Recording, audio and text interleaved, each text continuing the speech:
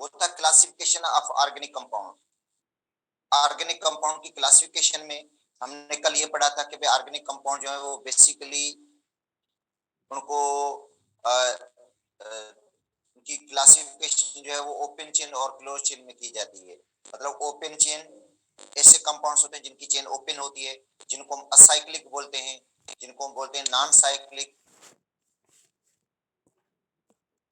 ठीक है, उनके अंदर स्ट्रेट चेन भी आ जाती है और ब्रांच चेन भी आ जाती है, कंपाउंड भी आ जाते हैं जिनका कल हमने जिक्र किया था।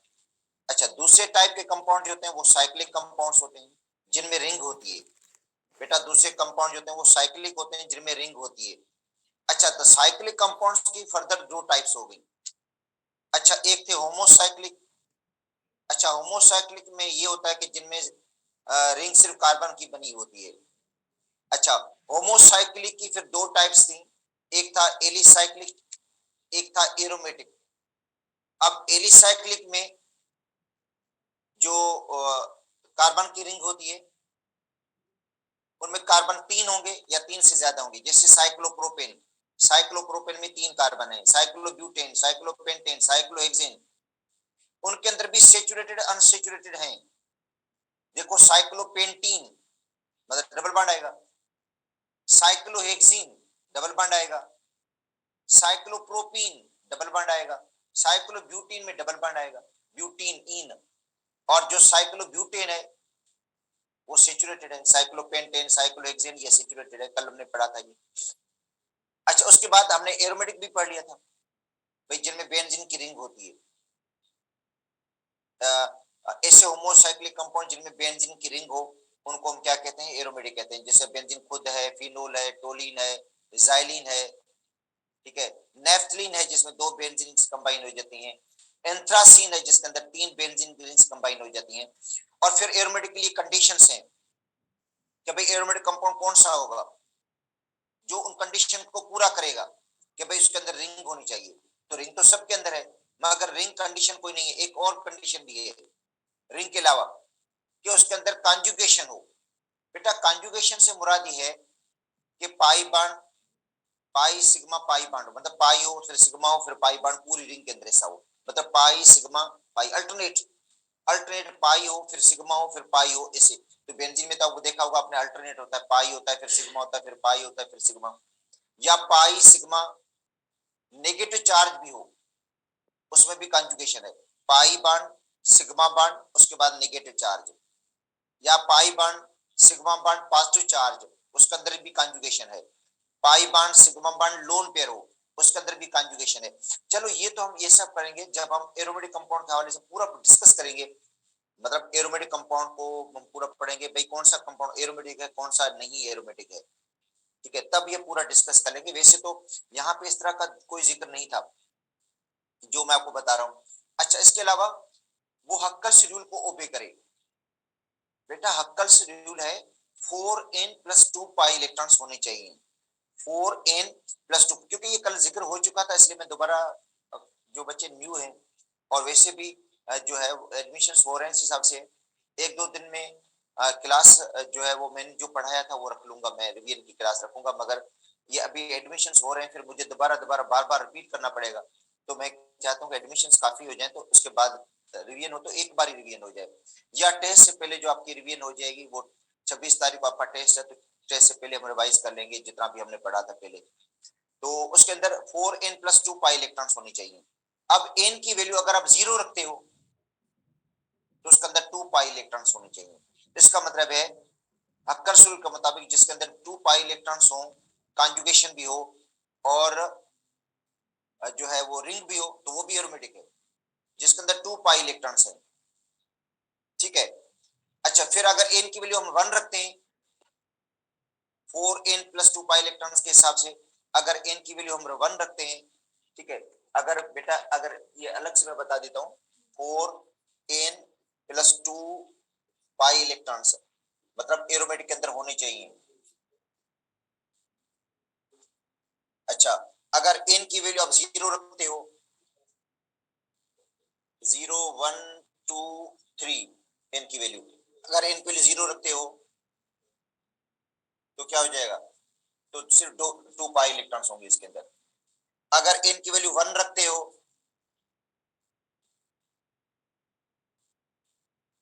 तो बेटा कितने पाई इलेक्ट्रॉन्स होंगे इसके अंदर? 6 पाई इलेक्ट्रॉन्स हो जाएंगे उसके अंदर।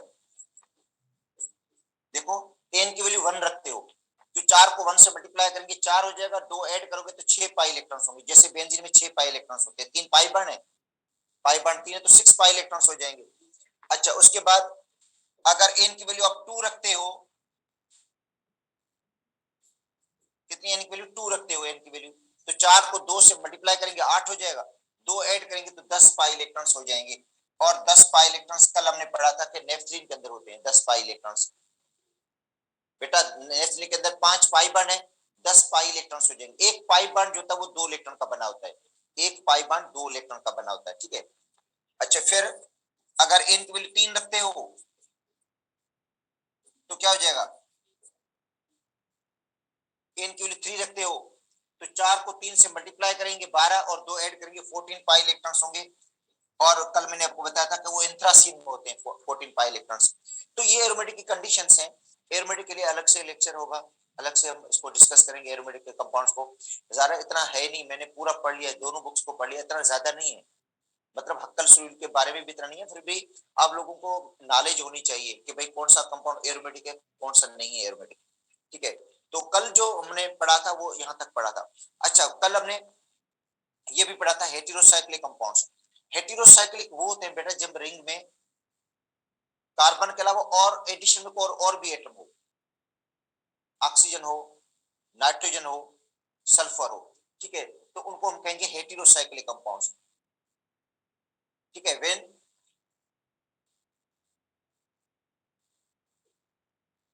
रिंग कंटेन ऑक्सीजन, सल्फर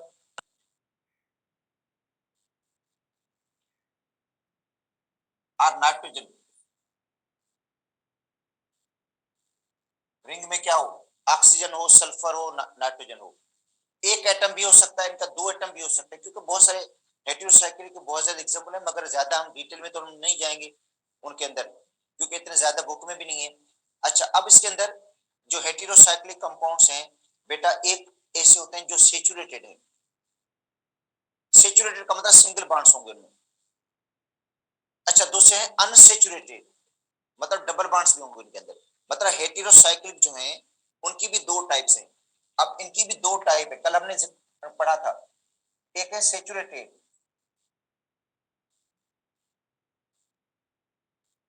बेटा सेचुरेटेड हेटेरोसाइक्लिक होंगे। अच्छा सेचुरेटेड हेटेरोसाइक्लिक में हमने कल पढ़ा था ये बेटा कल हमने पढ़ लिया था, देखो ये पढ़ा था हमने। अब इस कार्बन के साथ दो दो हाइड्रोजन लगेंगे, कार्बन के 4 बांड तो बनाने हैं आप लोगों ने, बांड कितने बनाने हैं, 4 बांड बनाने हैं ना कार्बन के। तो ये क्या पढ़ा था हमने, टेट्रा हाइड्रोफ्यूरान, THF, टेट्रा हाइड्रोफ्यूरान। तो बेटा ये क्या है, टेट्राहाइड्रोफ्यूरान जो है ये सेचुरेटेड है, हेटेरोसाइक्लिक है, सेचुरेटेड, सिंगल बॉन्ड्स है इसके अंदर, ये एरोमेटिक तो हो ही नहीं सकता। एरोमेटिक के लिए वो कंडीशन ही ओबे नहीं कर रहा है, इसके अंदर पाई इलेक्ट्रॉन्स भी नहीं है, इनके अंदर कॉन्जुगेशन वगैरह कुछ नहीं है, तो इसका मतलब है ये सिंपली सेचुरेटेड होगा। अच्छा इसके अलावा पायरोलिडीन, कल आपको ये भी पढ़ाया था आपने, देखो ये बेटा ये, इसके साथ भी ऐसे ही होगा, कार्बन के साथ कार्बन के बांड तो पूरे करने 4 आप लोग ने, कार्बन टेट्रावेलेंट है तो 4 बांड पूरे हो गए इसके, नाइट्रोजन के 3 बांड पूरे हो गए। पायरोलिडीन,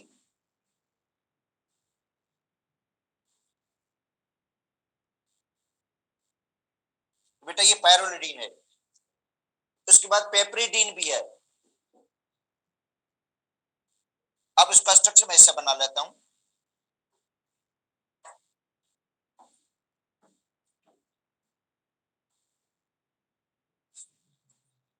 बेटा ये समझे, ये जो कार्बनर बने हुए, यहाँ पे कार्बन है, ठीक है, कार्बन के साथ 2 हाइड्रोजन है। देखो बेटा ये 5 कार्बन है और 6 कार्बन पे 6 छठी जो नाइट्रोजन है, बता 6 मेंबर की रिंग है ये, 5 कार्बन, ये 5 मेंबर रिंग है, ये बेटा 5 मेंबर रिंग, 4 कार्बन 5वां ऑक्सीजन, ये भी 5 मेंबर, ये 6 मेंबर रिंग है, पेपरिडीन,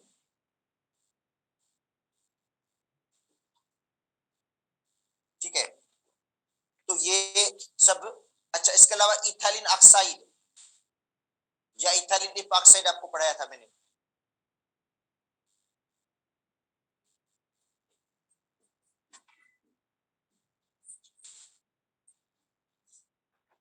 बेटा ये पढ़ा था इथाइलिन इपॉक्साइड,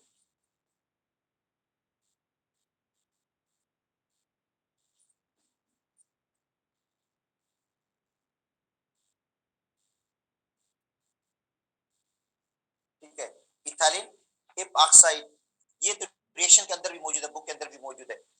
अच्छा तो ये कल हमने डिस्कस कर लिया था, अब दोबारा, अच्छा अब ये बेटा एरोमेटिक नहीं है, क्योंकि एरोमेटिक वाली कंडीशन ही इसके अंदर नहीं है। एरोमेटिक वाली कंडीशन भाई इलेक्ट्रॉन्स 2 पाई इलेक्ट्रॉन्स होने चाहिए, 4 पाई इलेक्ट्रॉन्स होने, 6 पाई इलेक्ट्रॉन्स हो, 10 पाई इलेक्ट्रॉन्स हो, 14 पाई इलेक्ट्रॉन्स हो, वो वाली कंडीशन नहीं है ना, इनके अंदर कोई कॉन्जुगेशन है, इस हिसाब से ये तो नहीं होंगे। अच्छा सेचुरेटेड, अब आते हैं इनकी दूसरी टाइप है अनसेचुरेटेड।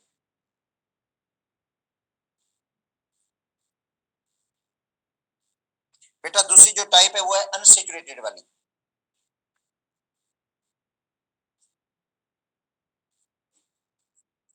ठीक है। अब इसके अंदर एरोमेटिक भी है अनसेचुरेटेड वाली में, और ये बुक में भी है, देखो उनमें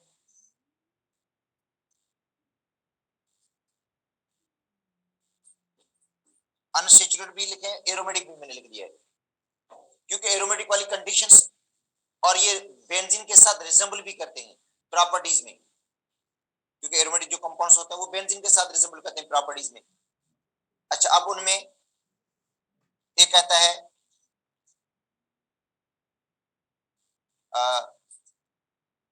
फ्यूरान, बेटा एक फ्यूरान होता है, ठीक है।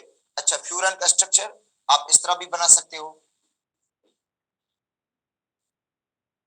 ऐसे बना लो,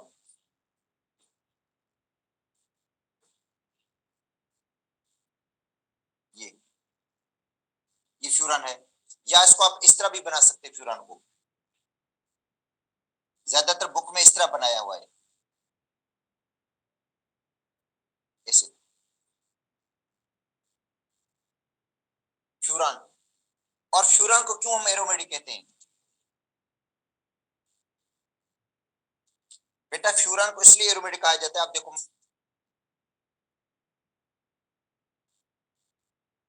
इसके पास लोन पेयर होता है, वैसे तो 2 लोन पेयर हैं, मगर एक लोन पेयर जो है वो कंजुगेशन में यूज होता है, ठीक है। तो अब देखो कंडीशंस क्या है एरोमेटिक की, पहली कंडीशन है रिंग होनी चाहिए, तो इसके अंदर देखो रिंग मौजूद है। दूसरी कंडीशन है कि कंजुगेशन होनी चाहिए, देखो पाई, ये पाई बॉन्ड है, फिर सिग्मा बॉन्ड है, फिर पाई बॉन्ड है, फिर सिग्मा है, फिर लोन पेयर है, देखो फिर ये देखो लोन पेयर मौजूद है, देखो पाई सिग्मा पाई, उसके बाद सिग्मा, उसके बाद देखो लोन पेयर ये मौजूद है, 2 इलेक्ट्रॉन्स लोन पेयर वाले हैं, इसका मतलब इसके अंदर कंप्लीट कॉन्जुगेशन है, पूरी रिंग के अंदर कॉन्जुगेशन है, मतलब पाई है सिग्मा है, फिर सिग्मा बॉन्ड है, पाई सिग्मा पाई, उसके बाद सिग्मा, फिर लोन पेयर आ गया, लोन पेयर के बाद सिग्मा आ गया, फिर पाई आ गया, इसका मतलब पूरी रिंग के अंदर कॉन्जुगेशन है। अच्छा 6 पाई इलेक्ट्रॉन्स किस तरह हो गए, अब देखो क्योंकि ये 2 पाई बॉन्ड हो गए, 4 इलेक्ट्रॉन्स वो हो गए, और एक लोन पेयर जो कॉन्जुगेशन हिस्सा ले रहा है उसको भी काउंट करेंगे हम, तो इसके अंदर भी 6 पाई इलेक्ट्रॉन्स हैं, मतलब तो एरोमेटिक की कंडीशन को पूरा, मतलब ये फिल करता है, ये पूरा उतरता है एरोमेटिक की कंडीशन पे, कि भाई इसके अंदर रिंग भी है, इसके अंदर कॉन्जुगेशन भी है, इसके अंदर 6 पाई इलेक्ट्रॉन्स भी हैं, बेटा 6 पाई इलेक्ट्रॉन्स, क्योंकि वो 2 इलेक्ट्रॉन्स कॉन्जुगेशन में हिस्सा लेते हैं, ये 2 इलेक्ट्रॉन, ये दूसरा लोन पेयर कॉन्जुगेशन में हिस्सा नहीं लेता है, इसको काउंट नहीं करेंगे, जो लोन पेयर कॉन्जुगेशन के अंदर हिस्सा ले रहा है, कॉन्जुगेटेड सिस्टम में इन्वॉल्व हो रहा है, उसको हम काउंट करेंगे, क्योंकि ये भी कॉन्जुगेशन में हिस्सा ले रहा है लोन पेयर। तो 2 इलेक्ट्रॉन्स वो हो गए, ये 2 इलेक्ट्रॉन्स लोन पेयर वाले हो गए, और 4 इलेक्ट्रॉन्स ये हो गए दूसरे तो टोटल 6 इलेक्ट्रॉन्स हो गए, तो इसका मतलब ये एरोमेटिक है, तो फ्यूरान एरोमेटिक है।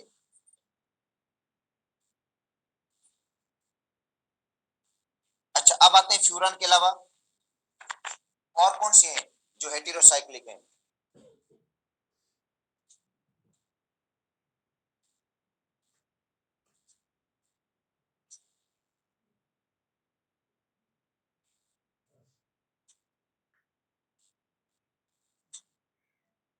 पायरोल। अच्छा, पायरोल भी एरोमेटिक है। देखो पायरोल एरोमेटिक क्यों, क्योंकि इसके अंदर रिंग है बेटा, पायरोल के अंदर रिंग होती है, ठीक। नंबर 1 रिंग है इसके अंदर। नंबर 2, इसके अंदर कॉन्जुगेशन है। कॉन्जुगेशन के लिए कंडीशन आपको मैंने बता दी थी, देखो पाई सिग्मा, फिर पाई, फिर सिग्मा बॉन्ड है इधर यहाँ पे, और फिर लोन पेयर है, फिर सिग्मा है, फिर पाई, इसका मतलब है कॉन्जुगेशन है इसके अंदर। देखो बेटा, कॉन्जुगेशन के लिए मैंने बोला था क्या होना चाहिए, पाई सिग्मा पाई बॉन्ड हो, पूरी रिंग के अंदर ऐसी कॉन्जुगेशन हो, या इस तरह हो, पाई फिर सिग्मा नेगेटिव चार्ज हो, पाई सिग्मा पॉजिटिव चार्ज हो, या पाई सिग्मा और लोन पेयर हो इलेक्ट्रॉन्स का।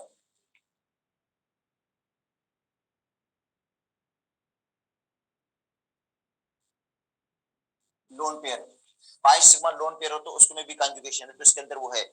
और 6 पाई इलेक्ट्रॉन्स भी हैं, क्योंकि वो जो दो इलेक्ट्रॉन्स लोन पेयर वाले हैं वो भी कॉन्जुगेशन में इन्वॉल्व हो जाते हैं, तो उनको भी हम काउंट करेंगे, तो 6 पाई इलेक्ट्रॉन्स इसके अंदर है, रिंग भी है, कॉन्जुगेशन भी है, तो एरोमेटिक है ये। तो पायरोल भी एरोमेटिक है। अच्छा, उसके बाद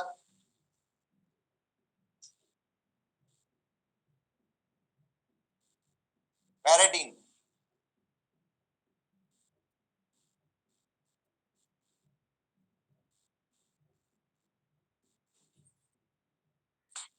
अच्छा बेटा, पैराडीन जो है ये भी एरोमेटिक है, क्योंकि इसके अंदर भी रिंग है, इसके अंदर भी कॉन्जुगेशन है, देखो पाई सिग्मा पाई सिग्मा पाई सिग्मा, इस तरह कॉन्जुगेशन है इसके अंदर, रिंग भी है, तो ये भी एरोमेटिक की कैटेगरी में आता है। इसके अलावा 2 रिंग्स होती है बेटा इस तरह,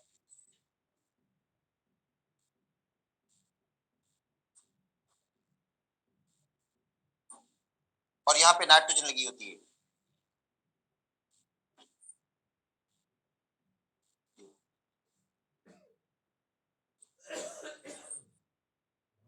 इसको पढ़ते हैं क्यूनोलिन, ये भी एरोमेटिक है, हेटेरोसाइक्लिक है। देखो हेटेरोसाइक्लिक क्योंकि नाइट्रोजन इसके अंदर मौजूद है बेटा, नाइट्रोजन मौजूद है इसके अंदर,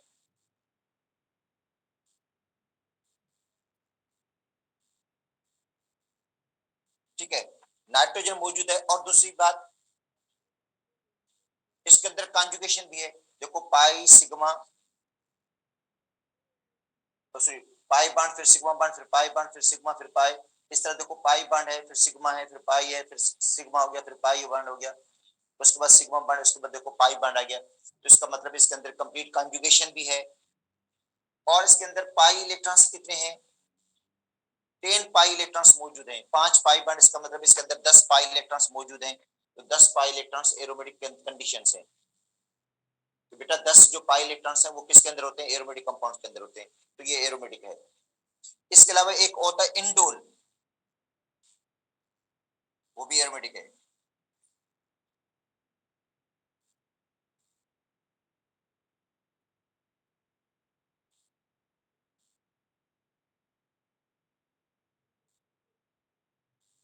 यह इंडोल,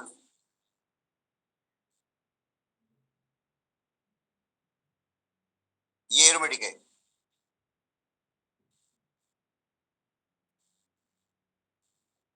लोन पेयर है इसके पास, नाइट्रोजन के पास। अब देखो बेटा, देखो पाई सिग्मा पाई बॉन्ड फिर सिग्मा बॉन्ड फिर पाई बॉन्ड कंजुगेशन। अच्छा देखो पाई फिर सिग्मा, फिर पाई बॉन्ड, फिर सिग्मा बॉन्ड, फिर लोन पेयर। देखो बेटा पाई बॉन्ड है, फिर सिग्मा बॉन्ड है, तो उसके बाद पाई बॉन्ड है, फिर सिग्मा बॉन्ड है, फिर लोन पेयर आ गया, फिर सिग्मा आ गया, फिर पाई बॉन्ड आ गया। इसका मतलब है पूरी दोनों रिंग्स के अंदर कॉन्जुगेशन है, कॉन्जुगेशन है, और उसके अंदर 10 पाई इलेक्ट्रॉन्स मौजूद हैं, 10 पाई इलेक्ट्रॉन्स मौजूद है। देखो 2 इलेक्ट्रॉन्स ये हो गए, दो एक पाई बॉन्ड, 2 इलेक्ट्रॉन्स ये हो गए, दो ये इलेक्ट्रॉन्स, दो ये हो गए इलेक्ट्रॉन्स, दो ये इलेक्ट्रॉन्स पाई बॉन्ड के, और 2 इलेक्ट्रॉन लोन पेयर वाले, ये भी कॉन्जुगेशन में हिस्सा लेते हैं। तो इंडोल जो है ये भी एरोमेटिक है। और ये पुराने पेपर के अंदर गिवन भी है, पूछा गया था कि इनमें से कौन से कंपाउंड हैं वो एरोमेटिक हैं, ये स्ट्रक्चर दिया गया है इंडोल का। ठीक है, तो ये सब एरोमेटिक हैं और हेटेरोसाइक्लिक भी हैं। मगर इससे पहले जो आपको मैंने पढ़ाए थे, देखो हेटेरोसाइक्लिक,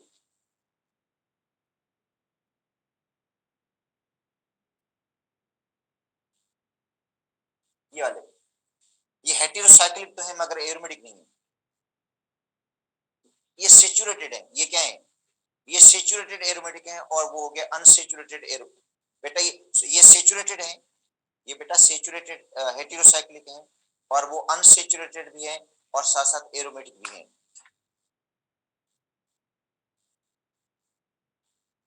अच्छा, अब जो हम पढ़ेंगे वो बेटा नया टॉपिक स्टार्ट कर रहे हैं। अच्छा, वो है फंक्शनल ग्रुप।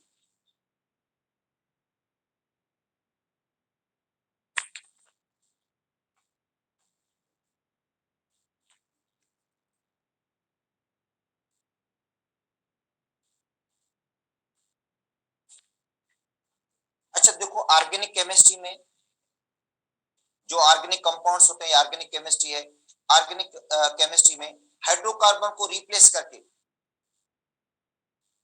बेटा हाइड्रोकार्बन में हाइड्रोजन को रिप्लेस करके उसकी जगह पे जो ग्रुप लगाया जाता है उस ग्रुप को हम कहते हैं फंक्शनल ग्रुप।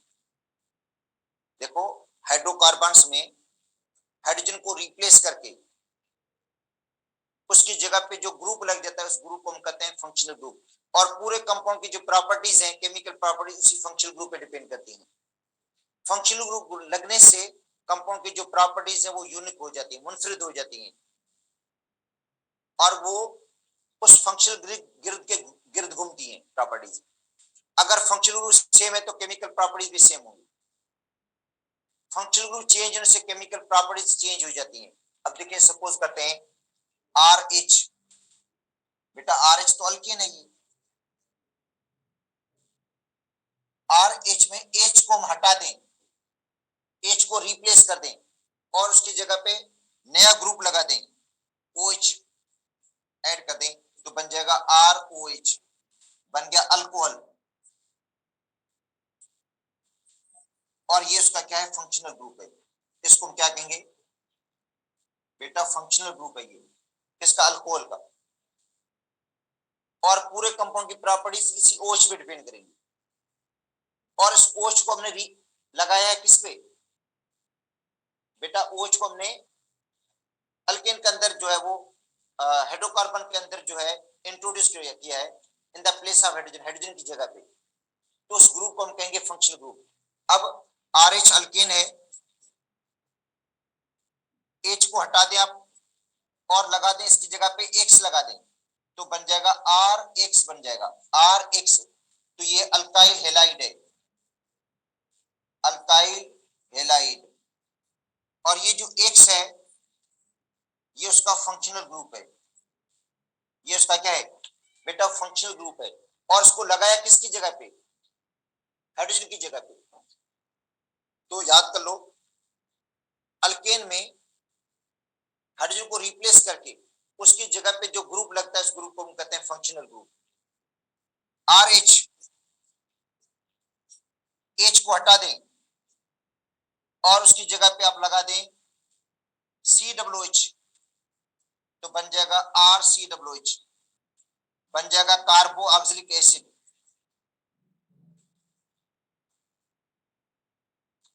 क्या बन जाएगा, कार्बो ऑक्सिलिक एसिड बनेगा। और ये जो सी डब्ल्यू एच है ये इसका फंक्शनल ग्रुप है। आर एच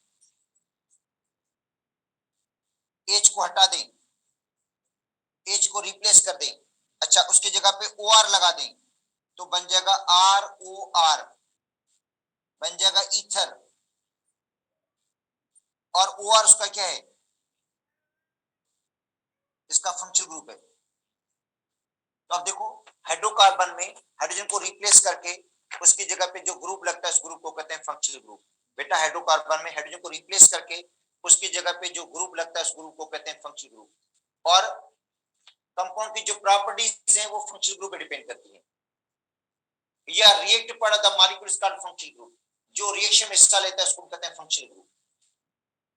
डबल बॉन्ड भी फंक्शनल ग्रुप है, ट्रिपल बॉन्ड भी फंक्शनल ग्रुप है, क्योंकि वो भी रिएक्शन में हिस्सा लेता है। तो डबल बॉन्ड, ट्रिपल बॉन्ड या हाइड्रोकार्बन में हाइड्रोजन को रिप्लेस करके उसकी जगह पे जो ग्रुप लग जाता है उस ग्रुप को हम कहते हैं फंक्शनल ग्रुप। और पूरे कंपाउंड की जो प्रॉपर्टीज है वो फंक्शनल ग्रुप पे डिपेंड करती हैं। तो होमोलॉगस सीरीज के अंदर बेटा जो होमोलॉगस सीरीज है उसके अंदर क्या होता है कि होमोलॉगस सीरीज के अंदर जो ऑर्गेनिक कंपाउंड मिलियंस हैं उनके कुछ होमोलॉगस सीरीज हैं। अब देखो अल्कोहल है तो जितने भी अल्कोहल के कंपाउंड्स होंगे उन सबके अंदर OH ग्रुप लगेगा, methyl alcohol, ethyl alcohol, propyl alcohol, butyl alcohol, pentyl alcohol, इस तरह सबके अंदर OH ग्रुप लगेगा। अल्काइल हैलाइड है तो सबके अंदर हेलोजन लग जाएगा, ठीक है। अच्छा अगर ईथर है तो सबके अंदर OR लग जाएगा। कार्बोक्सिलिक एसिड है तो सबके अंदर COH ग्रुप लगा होगा, मीथेनोइक एसिड है, इथेनोइक एसिड है, प्रोपेनोइक एसिड, ब्यूटेनिक एसिड। अच्छा जो functional group suppose organic compound का नामकरण है वो भी फंक्शनल ग्रुप के हिसाब से दिया जाता है। अगर जिसके अंदर COH ग्रुप मौजूद है तो उसके सबके आखिर में आएगा ओइक एसिड, मतलब methanoic acid, ethanoic acid, propanoic acid, butanoic acid. जिनके फंक्शनल ग्रुप OH है उनके सबके आखिर में O आएगा, methanol, ethanol, propanol, butanol, pentanol, hexanol, नाम उसके फंक्शनल ग्रुप के हिसाब से दिए जाते हैं। जिनका फंक्शनल ग्रुप अल्डिहाइड है तो उनके सबके आखिर में अल आएगा, मतलब मीथेनॉल, फिर इथेनॉल, फिर प्रोपेनॉल, फिर ब्यूटेनॉल, फिर पेंटेनॉल, फिर हेक्सेनॉल, इस तरह। तो बेटा फंक्शनल ग्रुप क्या है इन एटम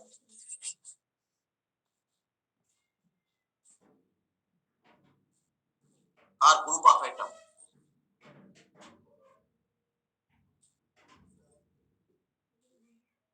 ठीक है। एक एटम है या ग्रुप ऑफ एटम है, एटम का ग्रुप हो और डबल और triple bond,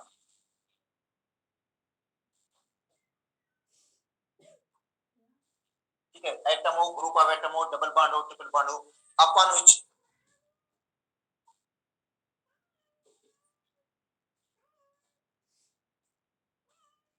properties of compound depend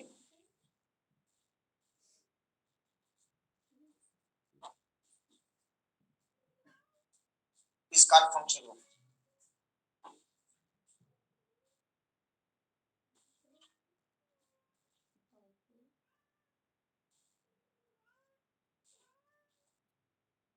बेटा एक एटम या एटम का ग्रुप जिसके ऊपर पूरे कंपाउंड की प्रॉपर्टी डिपेंड करें उस ग्रुप को हम कहते हैं फंक्शनल ग्रुप।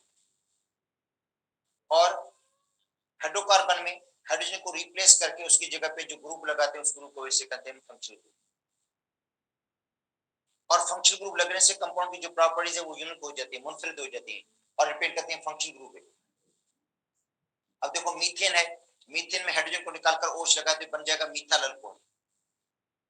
तो अब मीथेन गैस है, मीथेन गैस है मगर मीथाइल अल्कोहल लिक्विड में होता है, क्योंकि मिथाइल अल्कोहल के अंदर हाइड्रोजन बॉन्डिंग होती है। हाइड्रोजन बॉन्डिंग की वजह से मॉलिक्यूल जो एसोसिएट हो जाते हैं और वो लिक्विड में आ जाते हैं, ठीक है। तो इसका मतलब है मीथेन तो गैस था मगर मिथाइल अल्कोहल लिक्विड में आ गया, तो वो किसकी वजह से, वो फंक्शनल ग्रुप की वजह से, क्योंकि जो फंक्शनल ग्रुप लगा है उसने उस कंपाउंड की प्रॉपर्टीज को क्या कर दिया, चेंज कर दिया। अब वो केमिकल जो प्रॉपर्टीज होंगी वो डिपेंड करेंगी OH ग्रुप के ऊपर। जो उसकी केमिकल प्रॉपर्टीज हैं, रिएक्शंस हैं, वो डिपेंड करते हैं फंक्शनल ग्रुप के ऊपर। और जो फिजिकल प्रॉपर्टीज हैं उसकी सोलिड मतलब फिजिकल जो प्रॉपर्टीज हैं उसका मेल्टिंग पॉइंट, बॉइलिंग पॉइंट, वो डिपेंड करता है अल्काइल ग्रुप के ऊपर। अगर अल्काइल ग्रुप बढ़ता जाएगा, methyl alcohol, ethyl alcohol, propyl alcohol, butyl alcohol, carbon की तादाद बढ़ रही है तो कार्बन की तादाद बढ़ने से मेल्टिंग पॉइंट बढ़ेगा, उसका बॉइलिंग पॉइंट बढ़ जाएगा, उसकी डेंसिटी बढ़ जाएगी। मगर सोलिडिटी का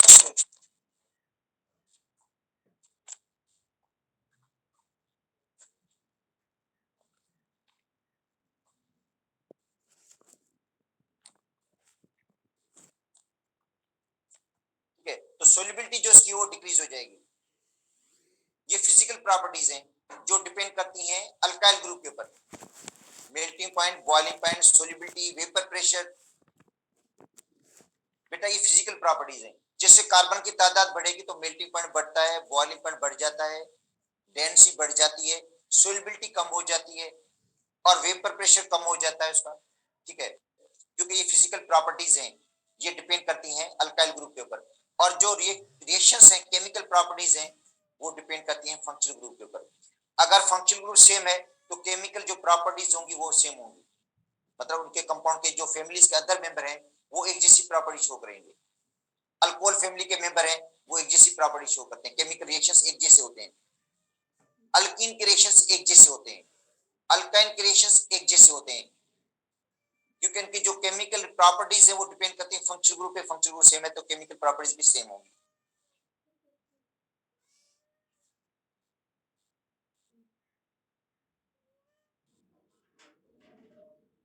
अच्छा, अब आते हैं बेटा इन फंक्शनल ग्रुप के ऊपर।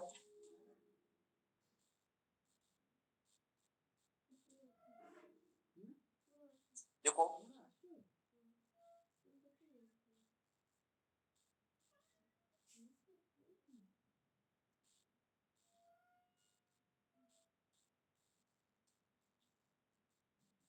अच्छा, देखो इसमें फंक्शनल ग्रुप है बेटा, इधर देखो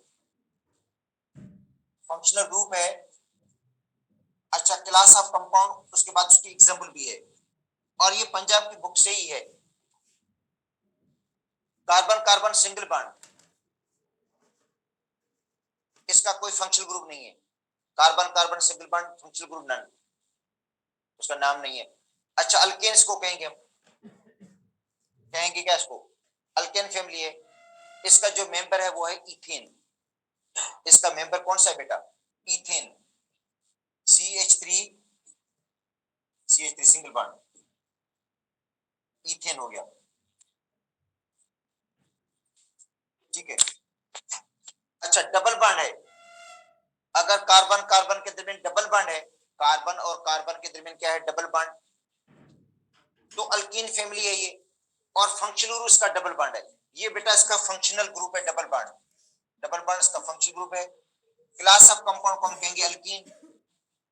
अगर कार्बन कार्बन के दरमियान डबल बॉन्ड है तो इस क्लास के कंपाउंड को हम क्या कहेंगे, अल्कीन। इसकी एग्जांपल है इथीन। इसकी एग्जांपल क्या है बेटा, इथीन है। ये इथीन है, इसका carbon carbon double bond, ethene. Ethene, propene, butene, pentene, फिर जो भी एग्जांपल आप देना चाहें आप लोग आगे। ठीक है, इसका जो पहला मेंबर है वो इथीन है। अच्छा, उसके बाद है कार्बन कार्बन ट्रिपल बॉन्ड। बेटा कार्बन कार्बन के दरमियान ट्रिपल बॉन्ड है, तो ट्रिपल बॉन्ड तो अल्काइन फैमिली है। और इसका जो पहला मेंबर है वो है इथाइन। इसका पहला मेंबर कौन सा है बेटा, इथाइन, जिसमें कार्बन कार्बन ट्रिपल बॉन्ड है। C2H2, C2H2, इथाइन के बाद प्रोपाइन, ब्यूटाइन, पेंटाइन, हेक्साइन, इस तरह और एग्जांपल दे सकते हो उसकी। अच्छा, उसके बाद है एक्स। बेटा ये हेलोजन है, जो एक्स अगर फंक्शन ग्रुप लगा हुआ है हेलोजन है। Fluoro chloro bromo iodo. देखो fluoro chloro, fluoro chloro bromo iodo, फ्लोरो है, क्लोरो है, ब्रोमो है, आयोडो है। इनको हम कहते हैं अल्काइल हेलाइड। क्या कहेंगे हम, इस फैमिली को हम क्या कहेंगे, अल्काइल हेलाइड। अच्छा, इसकी एग्जांपल है इथाल क्लोराइड, इथाल ब्रोमाइड, इथाल आयोडाइड, इथाल फ्लोराइड। ठीक है, तो इथाल क्लोराइड, क्लोरीन लगा हुआ है। अच्छा, उसके बाद है OH फंक्शनल ग्रुप। बेटा फंक्शनल ग्रुप अगर OH है तो हाइड्रोक्सिल ग्रुप है ये, hydroxyl group, hydroxyl group. Alcohol, या इसको पढ़ेंगे अल्केनोल। बेटा अल्कोहल पढ़ोगे, आइपिक नेम इसका अल्केनोल है। इसकी एग्जांपल है इथेनॉल, CH3CH2OH, CH3CH2OH, इथेनॉल।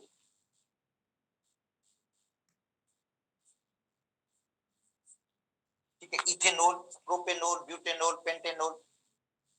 अच्छा, उसके बाद है NH2 ग्रुप।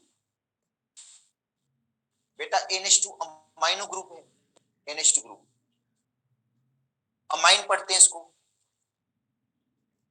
और इसकी एग्जांपल क्या है, CH3 CH2 NH2, अगर NH2 ग्रुप लगा हुआ है इथल के साथ इथल अमाइन पढ़ेंगे इसको।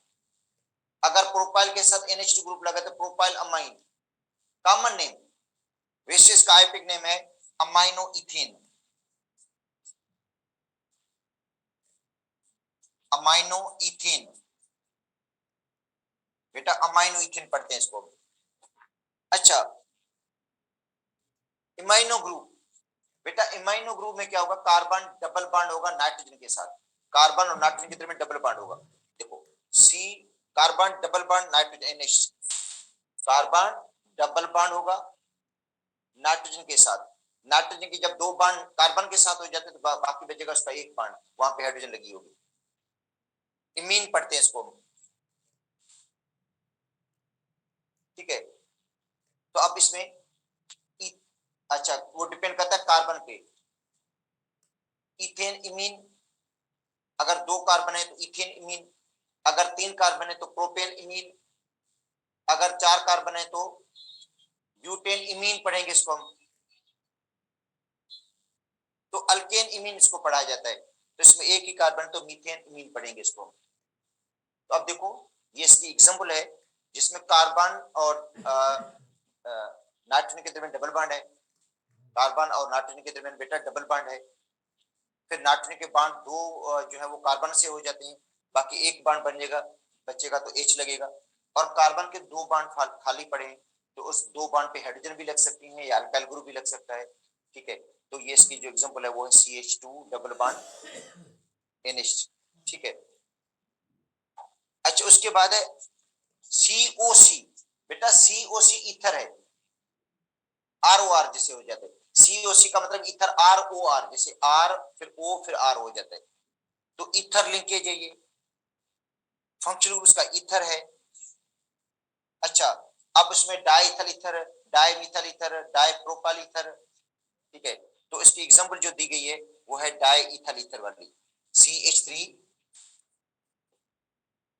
CH2O CH2 CH3, बेटा diethyl ether, diethyl ether, ये इसकी एग्जांपल है। वैसे हम आगे हर क्लास के कंपाउंड्स को हमने पढ़ना है, अल्कोहल भी पढ़ना है, अल्काइल हैलाइड भी पढ़ना है, सारे कंपाउंड्स हमने पढ़ने हैं। ये शुरुआत में इनके फंक्शनल ग्रुप हैं बेटा, ये फंक्शनल ग्रुप आपको याद करने पड़ेंगे, आगे उनकी क्लास तो आप आगे चलकर पढ़ेंगे आप लोग, ठीक है। अच्छा उसके बाद है कार्बन डबल बॉन्ड ऑक्सीजन और हाइड्रोजन लगी हुई है, कार्बन डबल बॉन्ड ऑक्सीजन और उसके साथ हाइड्रोजन है, तो उसको हम कहते हैं फार्माइल ग्रुप। बेटा carbon double bond oxygen, carbon double bond oxygen और उसके साथ हाइड्रोजन लगी हो तो उस ग्रुप को हम कहते हैं फार्माइल ग्रुप। क्या पढ़ते हैं, फार्माइल ग्रुप, ठीक है। क्लास को कहेंगे अल्डिहाइड या अल्केनल, क्लास को क्या कहेंगे, अल्डिहाइड या अल्केनल, अल्डिहाइड या अल्केनल। अच्छा इसमें क्या होगा, कार्बन डबल बॉन्ड ऑक्सीजन होगा, एक से हाइड्रोजन लगेगी और उसके साथ अल्काइल ग्रुप लगा हुआ है तो इसका नाम है इथेनल। कार्बन कितने, दो हैं बेटा, दो कार्बन है तो इसका नाम क्या हो जाएगा, इथेनल। अगर कॉमन नेम देना चाहो तो इसका नाम एस्टल्डिहाइड है, कॉमन नेम इसका एस्टल्डिहाइड है, वैसे इसको हम कहते हैं इथेनल, ठीक है।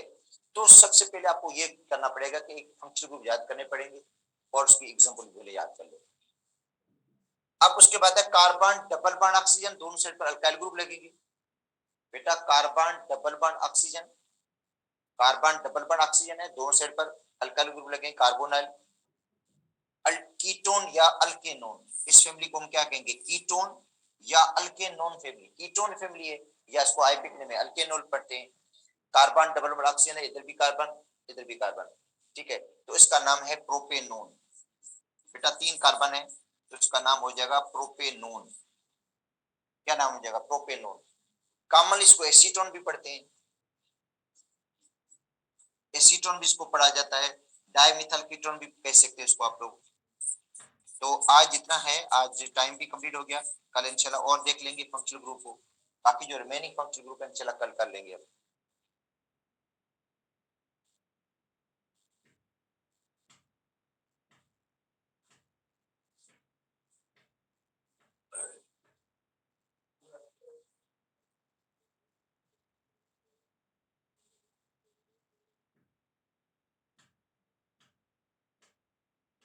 अच्छा बेटा, क्वेश्चंस आपके जो भी होंगे, जितने भी आपके क्वेश्चन है, क्योंकि अब तो टाइम कंप्लीट हो गया, मुझे सेंड कर लें, कोई मसला नहीं, मैं आपको जवाब बता दूंगा, या फिर एक्स्ट्रा क्लास वैसे भी रख रहा हूँ तो उसमें आपको मैं समझा दूंगा, जो भी आपके क्वेश्चंस होंगे उनके हवाले से, टेस्ट के हवाले से।